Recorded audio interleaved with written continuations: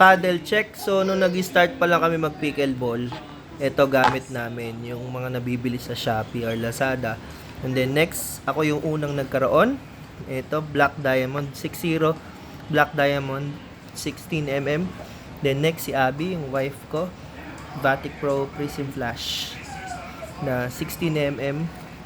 Next, si Mama, yung California Sunset na Vatic Pro Prism Flash. Next, si Alia, sister-in-law ko, Bread and Butter Fat Boy. Next ulit, ang misis ko ulit, second paddle, Selkirk, Vanguard Power Air Invicta.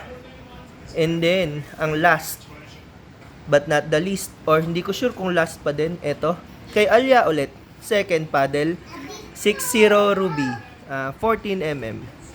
Ayan ang aming paddle collection. Nadadagdagan na.